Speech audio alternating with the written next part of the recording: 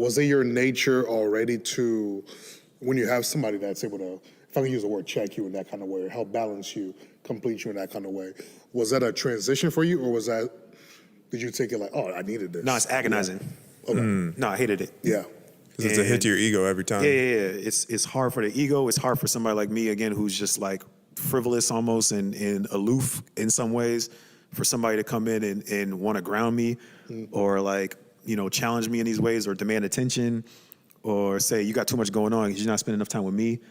And so that's what the marriage process does. It makes you care about things that you never would have cared about had you not been married. Right. Because you have the only way that you're going to care about it is if you take somebody and you give them an agreement and a covenant and say, all right, my life is no longer mine. Now my life is me and yours. Now I have no choice but to pay attention to that stuff that otherwise you couldn't have convinced me to care about. Right. And so now I've made an agreement with you. So now we have to care about it through it all. And when it doesn't go well and it goes haywire, I have to say, all right, are we gonna continue to work on this? Because that's what happens most times. People get married, they might last that first year, and then they got to decide, all right, do I actually want to live for this other person? And most people don't want to actually live for the other person. And then that's when the marriage is, you know, it ends. After that little honeymoon phase goes away, and they're not on their best behavior, you're not on your best behavior, and y'all realize she don't actually like that stuff that she was watching with you, but she was watching because she liked you. She realized you don't actually take a shower every night.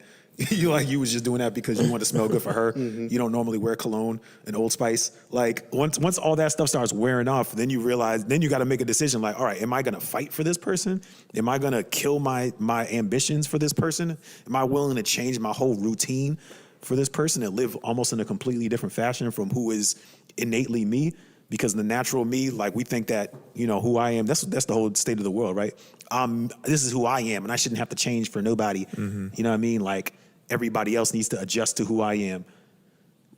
And so when you get married, that's the opposite of that. Now you're literally saying, all right, this is a person that I've decided that is so amazing and significant to me that I'm willing to change everything for them and to change everything to make it work for them.